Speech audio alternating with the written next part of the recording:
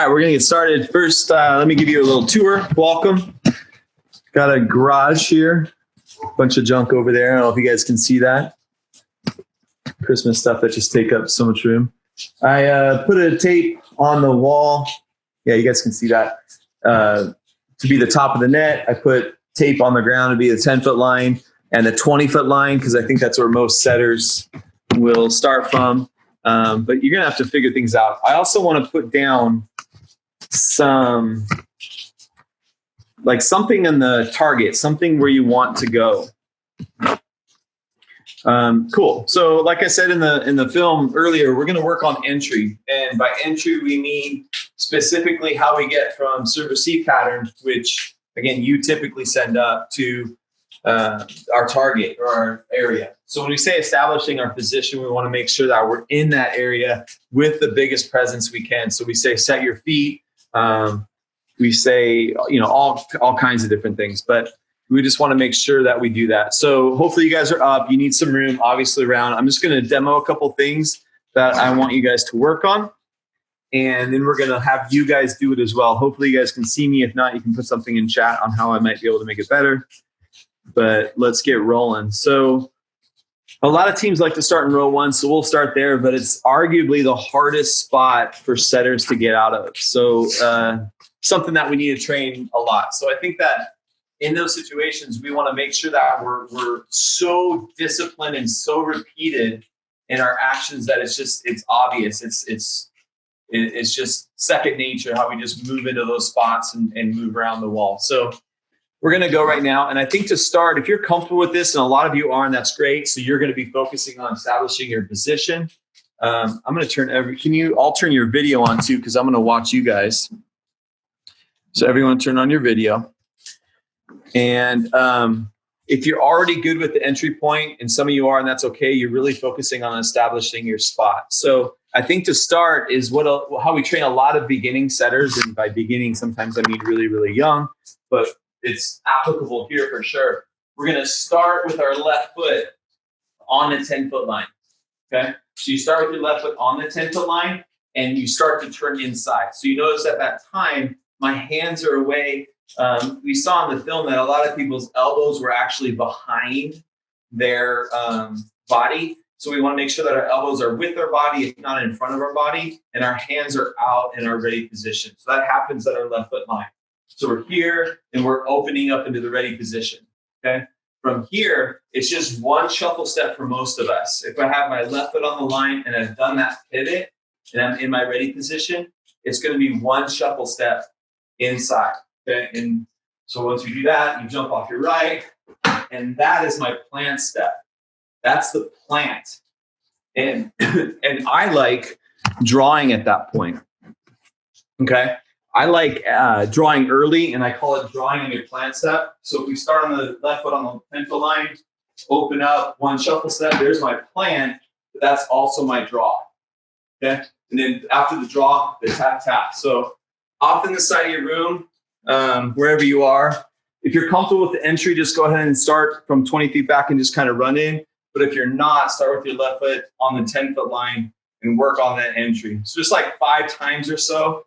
Left foot on, open, shuffle, plant and draw, tap, tap, and go.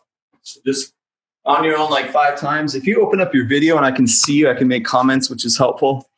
But if not, that's okay too. Give you a few minutes to do that. But I think it's super helpful. Again, you want to be repetitive and you want to be routine. And maybe is the right word that I'm really looking for. You're such a routine that you want to go through this. Okay, so, and I say establishing your position a lot. So kind of the same thing. We start with our left foot on the 10-foot line, open, shuffle. And I think that plant step, no matter where I am, there has to be like a setting of the feet. You saw in the video that sometimes we are running through the ball and setting. And the problem with that is that middles really don't know where to go. Like, because you're moving forward, so middles are always anticipating that you're going to stay moving in that direction, whether you do or not. But if you get in there and you're running forward and you plant, they know exactly where you're stopping, and then therefore, and maybe more importantly, where you're going or where you're not going. So that plan step's really, really important. And then after that, that draw, that open presence. I know a lot of us have been talking about a big open chest and a big draw. So in that draw position, left foot, right, shuffle, plant, I'm already open and I can already see. And something that we're going to talk about probably next time is when you're in this position, you should be able to use your periphery. And I think just a real good way to expand that periphery is you just start with your hands out nice and wide, and you wiggle your fingers, and then you just slowly move them back. You should be looking straight ahead, not left or right. But you keep your hands at your side, you move them straight back until you can't see them anymore. And you'll actually expand that range that you can see. And the idea is that when I'm in this position and I can use my periphery to see, I can see that middle move in one direction. I can see where the libero is, maybe a dump's open. So I just want to be in a good position right here, nice and open, where I'm established in that routine. I know what I'm doing next already, that I can actually start to look around. Okay. So again, 5 more on your own, whether you do the 20 feet entry or you do the 10 feet entry, the 10-foot line, get in there, establish, and like be nice and tall, and then just see what you can see with your eyes before you do anything else. Just take a second and see what you can do with your eyes, and then left, right, tap, tap. So I want to have that pause there. I'm demo one more time. Left on the 10-foot line, establish, big open, just see what you can see. See how far you can see. I can see my car way over there. I can kind of see my computer. Right on this side, I can see this piece of paper, but I don't know, it's all white over here, so I don't know what else I can see, right? Just nice and tall, and then just look around and see what you can see, and then the tap, tap, okay? So do 5 on your own, and then pause on that draw step. Take a second and pause on that draw step and just see what you can see, and then tap, tap, and you're done. Okay, 5 of those. This is such good stuff, Dak. You know, Kim, if you have a bigger space, challenge yourself. You can move in more directions. You can go a little bit faster. You could do a defensive move, and then you could move forward. So really push yourselves. But this idea that Dak's presenting here of really getting that solid contact point with your feet first is like so awesome. So jump into it. Thanks, Dak. Yeah. The rest of you guys should get your video going so we can see you guys. Because, that's what this is about, is just training those little moves right now. Okay. Yeah, and if you guys if you put your camera on too, because I'm here watching, I can give feedback too, even though Dak's showing the exercises. Yeah, absolutely. Okay, and then after we have that plant step, and in here we have that look around, that tap tap is really important. I think a lot of times setters will get there and it's just a jump, and we really want a left right. We say tap tap because they're 2 distinct steps, kind of. So that tap tap is really important there. And then while that is happening, our chest is still really open and tall, and we're visible and we're dynamic. And that, again, that just helps the middle know where to go. That helps to know the offense, what tempo we're on. Like if we're late to the ball or we're ducking or we're moving around, the tempo of our ball changes, but also the hitter's understanding of what our tempo is going to look like changes as well. And that's really important. So I think the more open and the more consistent we can be is really important, okay? So same thing, 5 more times. But really focus on, in that tap tap and that jump step, that you're really establishing that big open body and you're ready to see. You're allowing the middle and you're allowing the hitters to see your tempo and see your body posture, okay? So give it like 5 more real quick, and then we'll go on to row 3. But again, while you do this, this is something that you don't need a lot of space for. This is something that you don't even need a ball for. And again, hopefully you have a ball. Especially when we get to row 3, have a ball in your hands as you do this. It's awkward in row 1, but it really teaches you where your hand should be positioned. Once you pass that 10-foot line, like we should be facing our passers, and we should be expecting the ball in a ready position at this point. If my hands are back here, my hands are low, or I'm tall, like I want to be here. So the ball in the hands is really going to allow you to establish that consistency in that routine. So have the ball, get a ball in your hands as you do this. All right, cool. Questions so far? Because that's row one. And I think this is something you can just constantly do on your own. You know, you're walking around your house or you're walking around the neighborhood. I meant to wear my mask. I forgot it. Nuts. I was going to wear my mask for social distancing purposes. But when you're outside, like this is something to just walk around, you know? Left, shuffle, plant, draw, tap, tap. Like you can just constantly kind of do this and walk through this because this is really the time for that. All right, cool. That's row one. Perfect. Yeah. How many steps do you think it should take from row one to getting the pocket? From 20 feet or 10 feet? 20. Okay, so I think it takes 2 steps from 20 to 10, and most setters will leave on their left foot. So there's 1, 2, and that makes it so their left foot is on that 10-foot line. The only person that you saw that was a little bit different was Jordan, and Jordan turned early. But the rest of the setters, you saw them, including you, actually, you turn when you're about at the 10-foot line. So that right foot will pass over. So it's not really about the 20 to 10 part that's really crucial. It's about what you do from the 10 to the net. And that's 3. Left foot, I'm counting 2 as 1 step, but that's a 1 step, 2's 3. And then, does that answer your question? Where are you? In my garage. Wow, that's very cool. Any other questions? All right, cool. Row 3 is easy. It's awkward because of the angle of approach. Can you let me move this camera a little bit? It's a little awkward because of the angle of approach, but I still really want to make sure that I have a target down. Ooh, I'm going to use this medal from last year. I don't know. Maybe it's 2 years ago. I don't know. I'm going to use this medal. I don't know what it is, but that's my target. I just want to make sure that I have a target set in there. Okay. Let's assume I'm in row 3. And again, this is about where I start. My passer's over there in that position. Again, I can move from it if I need to. But this is why a lot of setters will start all the way to the line in row 3 and row 4. You'll see also some teams disguise row 3 and row 4. And they'll line up in row 3 and row 4 almost exactly the same, except where the middle and the setters are located. So in row 3, they'll both be over there on the corner of the net, but the setter will be behind the middle. And then in row 4, the setter will be in front. And that's just to disguise the pattern so that the other team doesn't know if they're front row or back row. And it's effective. You'd be surprised. It's really effective. So some teams like to start there, but I think my job or my goal is to get the setter to the pocket as quickly as possible. So I always tell the setter, put yourself in the position that gets you there the quickest and the easiest. And I think that's right here. So from here, same thing. You saw Jordan kind of walk through it. You saw Grace kind of walk through it. But as soon as we take that left step, that ball's already traveling. And as that ball's traveling, I'm reading if it's in front of me, right? In which case, I'm just going to rotate around like this and face my 1 passer, right? Or if it's behind me, I'm going to turn this way and then face my 5 passer. So the first step's exactly the same.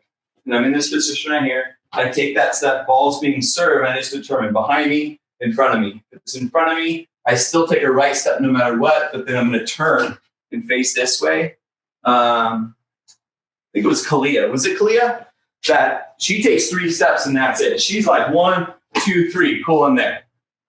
And that's good. I like that. And then you'll see other setters that are like 1, 2, 3. Grace is a great example. Bow, bow, bow, bow, bow.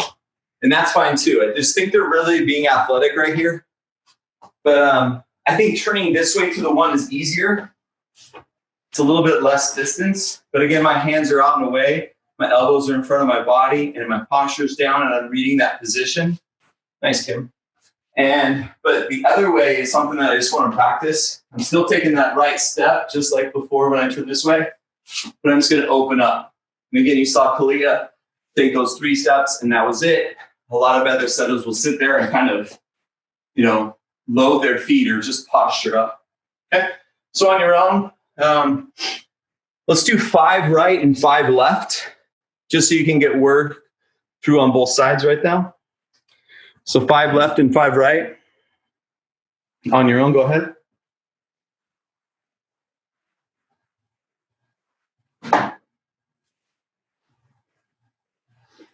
Oh, there's my water.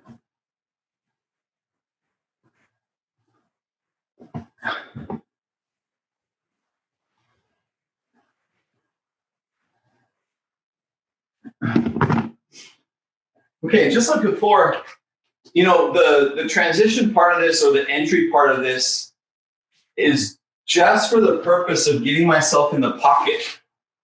But once I'm in the pocket, and I watched this video not a long time ago, but of a setter, and all they showed was from the clips were from the time she got to the pocket to her set.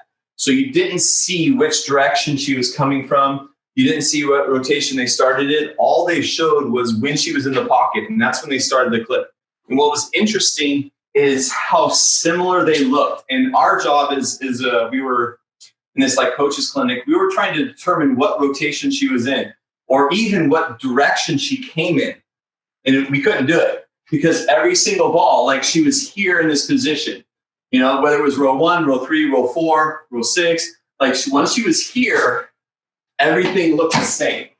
And that's really the goal. It's like once we get to the pocket, everything should look the same. And so as I watch film sometimes, I kind of have that thought in my head where I'm like, okay, are they consistent in the pocket or where they want to go? And a lot of times, I can totally tell the difference, especially row 2.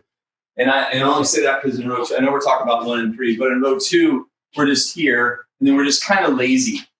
You know what I mean?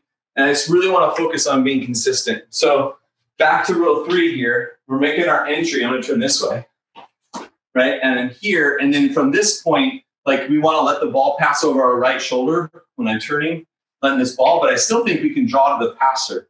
I really like drawing to the passer. And I'm turned, and I should be open and chested again and still looking in my periphery to see what I can see. So I want you to enter from row 3 again,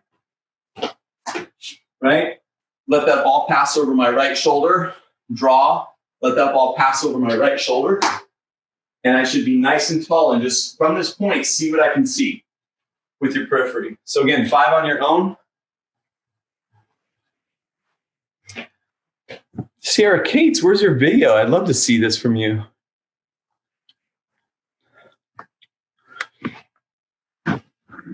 Oh yeah, this doesn't work.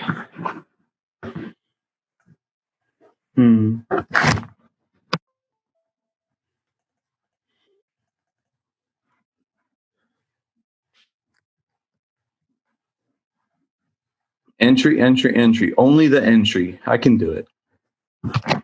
Do it.